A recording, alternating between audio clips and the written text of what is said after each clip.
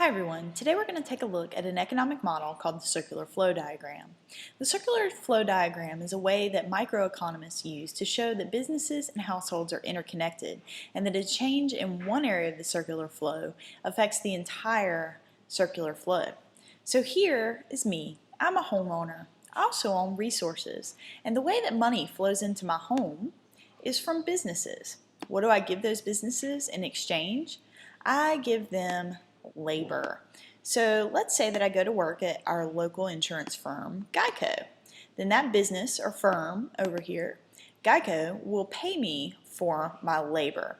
The payment that they make is called wages. Wages are payments for labor, but there are other payments that they can make if I sold them other resources. For example, if I sold or rented land to a business, then I would receive rent.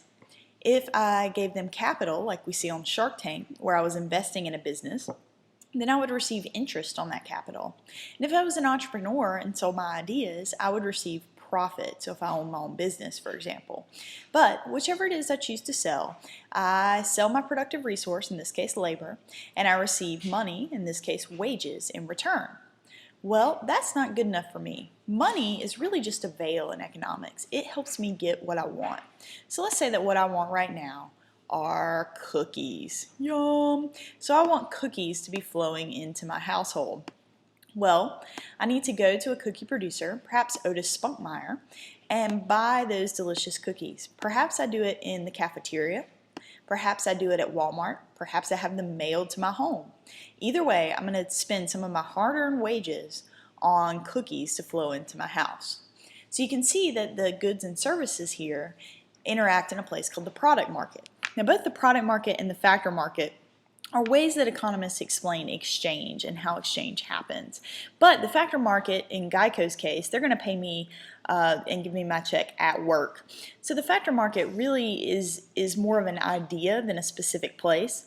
The product market sometimes can be an idea, sometimes it can be a place. For example, if I paid someone to cut my grass, the product market would actually take place at my home if I was paying for that service.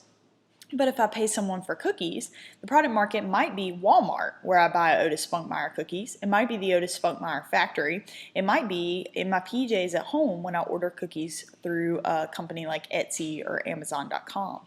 So the product market, again, is just an idea to explain where transactions of money for products occur.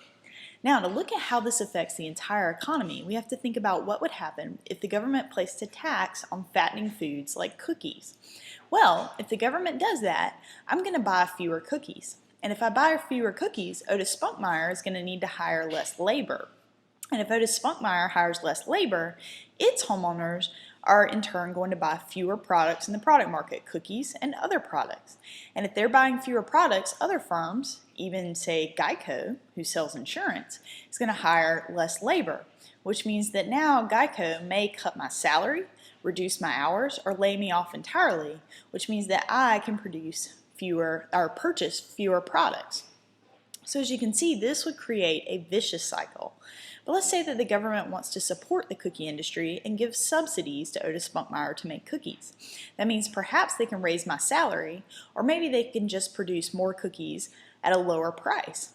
That means I'll buy more cookies, which means Otis Spunkmeyer will have to hire more labor, which means that those Otis Spunkmeyer workers may need more and better insurance, which means Geico may hire more labor, which means they'll sell more insurance on the product market, hire me to work longer hours, pay me more, or hire other employees. This will be a virtuous cycle. While the words virtuous cycle and vicious cycle aren't going to appear on any test in our course, it's important to understand that this is a microeconomic diagram, but it can have important effects even in the macroeconomy. Changes in business behavior and homeowner behavior affect each other very much, and that also means that that can have a ripple effect into the whole economy, affecting numbers like unemployment or consumer purchasing or GDP.